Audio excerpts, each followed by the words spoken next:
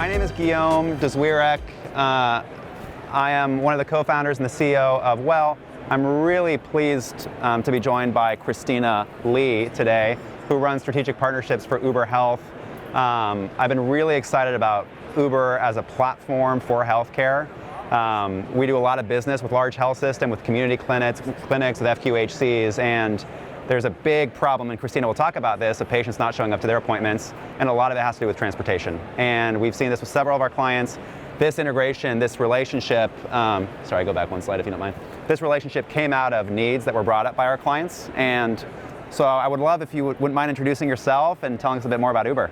So again, my name is Kristina. Nice to meet all of you. And as Guy mentioned, I handle strategic partnerships on the Uber Health platform. So we launched about a year ago, and the basic concept of what we're doing here with Uber Health is we're taking our existing network, so same cars and drivers and infrastructure that we already have on our platform. But what we've done is we've created a HIPAA-compliant, a web-based dashboard that providers can log into to order rides on behalf of patients. And then we also have an API toolkit that is accessible to developers so that they can bake our transportation solution into their platforms and software. Right. And if you don't mind, everyone knows Uber, but I think we have a slide with some statistics about the sheer volume of issues related to transportation and healthcare. So just really high overview. One of the reasons why Uber got into this space specifically, back in 2014, we did a one-day flu shot campaign in Boston, and we took nurses to people's homes and places of work, kind of did a one-day promo around that. And it was at that time we started looking into the health space, which we hadn't really done before. And we were surprised to see that almost 4 million rides a year are missed just solely due to transportation issues alone. And though about the no-show rates in this country can be upwards of 30%. Again, patients just not showing up due to transportation issues. That dollar amount that is associated with all those missed rides is about $150 billion. So it's about $200 each time a patient misses an appointment. And so with our platform, again, leveraging the existing Uber network, we have tons of supply. This is primarily for patients who can handle curb to curb, who are ambulatory and lucid. So our main goals here are making sure that transportation is not a barrier to care, and hopefully helping people mitigate no-show rates and fill those appointment slots. So we were just talking earlier, and this is Uber Health's one-year birthday. Yes. So a year into healthcare, I'm personally really curious, what have you learned about healthcare? What are the nuances? Yes. How is working with health systems, with vendors, with patients? Talk to me more about what you've learned in the healthcare industry. Well, it's just really interesting to see, when you think about a patient and how does somebody historically get to the doctor for a visit. You know, first of all, they're unwell, they're not feeling good. They have to either rely on themselves, historically public transportation, taxis, and oftentimes a family member to get them to these appointments. And honestly, none of those are great solutions, right? It's either you have to rely on an existing infrastructure, hope that they are on time. You have to take time away from somebody else. And the parking's really expensive at health systems? And parking is incredibly expensive and oftentimes very limited. So one of the things that we've learned is that this solution that we've been able to spin up in our first year, we're able to address the vast majority of patients who are ambulatory and can handle this curb-to-curb transportation.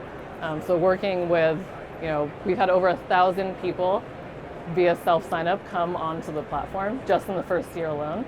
I think we're actually edging on close to 2,000 at this point. So it's just amazing to see, if we put the product out there, how intense the demand is for this type of transportation.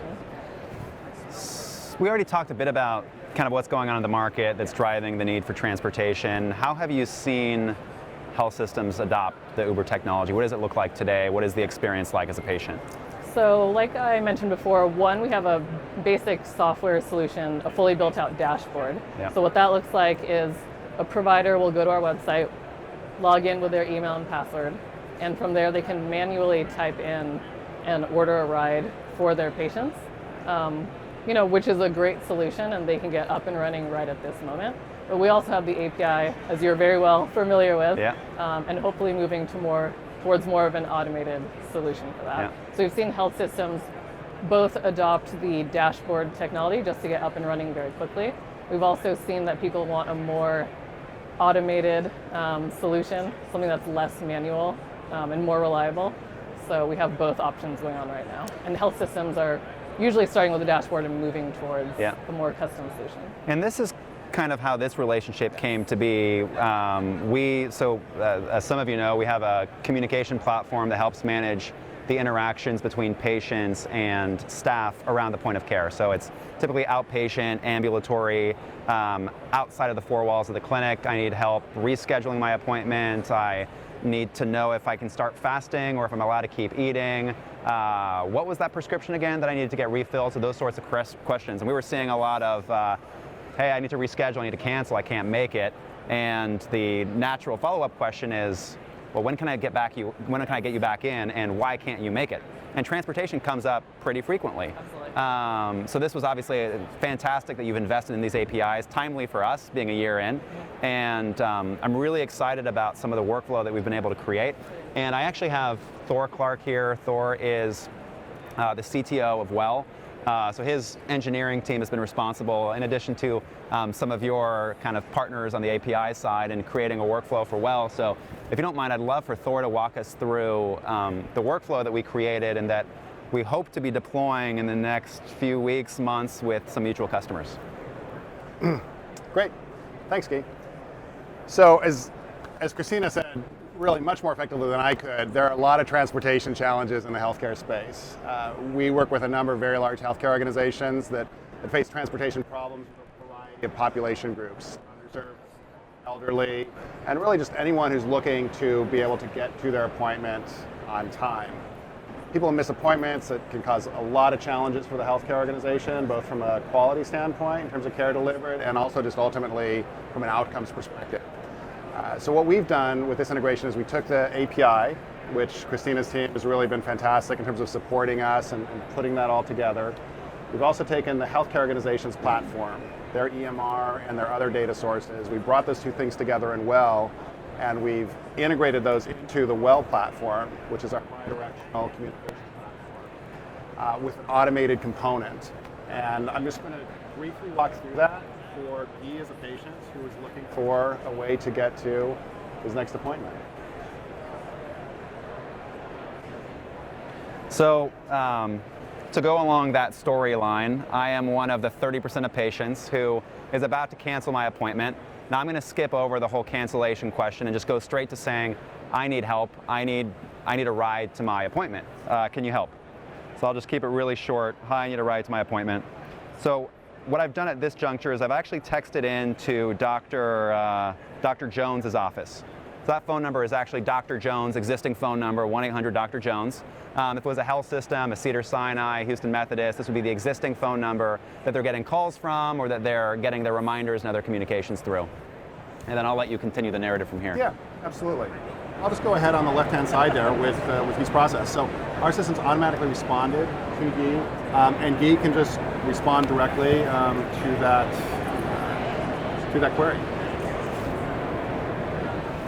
And so here the staffer hasn't really been notified that this conversation is occurring because it's entirely automated. And we're pulling up the address for Guy from the EMR. I'm at a conference right now, so no. I'd like you to pick me up somewhere else. Uber Health. Okay. So it's asking me again, this is the bot, and it's asking me where I want to be picked up. I'm going to choose a different location in Santa Barbara. And what's happening right now is, and this is all live, getting the expected travel time between the address that Guy's provided and the address that we have for the practice where the appointment's going to occur. We're adding a buffer for that time, so they'll get there a little early, and then we're scheduling out this ride and confirming with Guy again. And I cannot believe that this is covered by the health system, and I just really want to make sure that that I'm not paying before I go through with this. So I'm going to go ahead and ask a little question here. This is now going to alert me that the patient has a question that our automated platform is not going to be able to handle. So I'll just answer that here.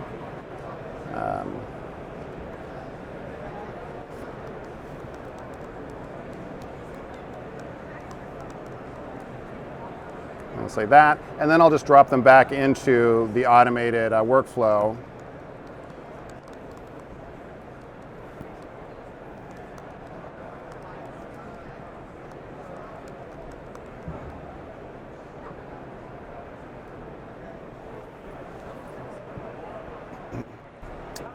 And now I'm done. We've done this with with an inbound text via kind of our automated system that just scans the inbound messages for certain types of activity and requests.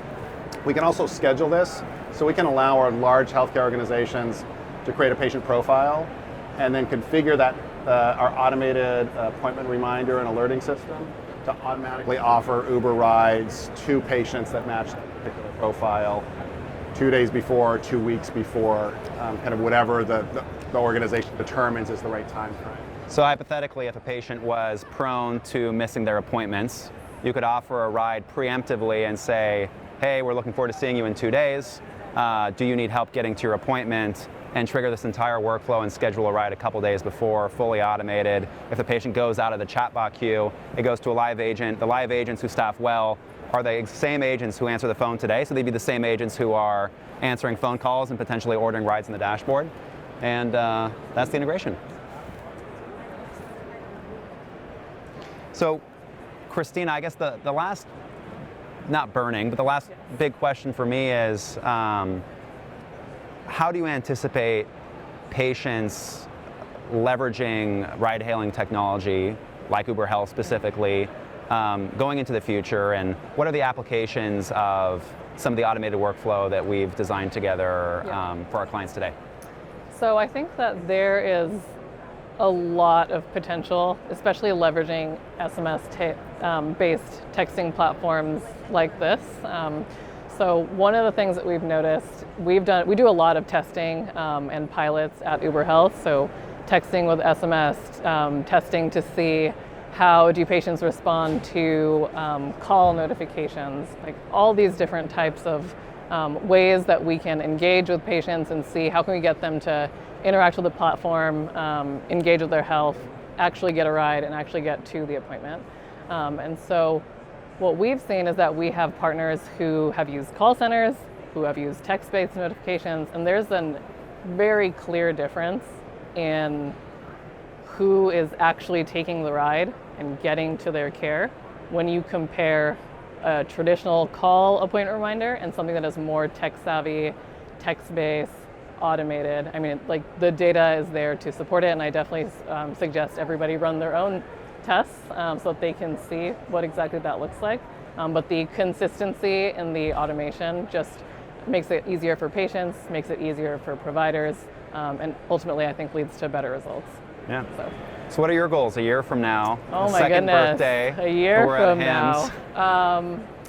You know, always hoping to get as many providers on the platform as possible. So just getting the word out that Uber Health is here, that it's available in both the dashboard and API forms.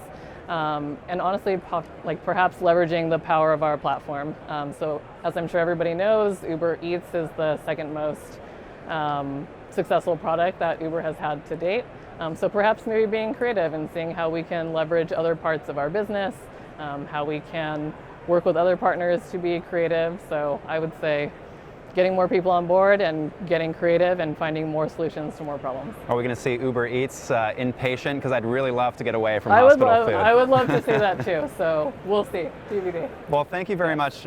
We're really excited. Our customers are really excited, and we're looking forward to seeing the results out of the joint solution. Agreed. Nice to meet you guys. Thanks. Any questions from anybody? Some of you worked on this. Yeah. Cool. Awesome. All right. Hey, well, thank you so much.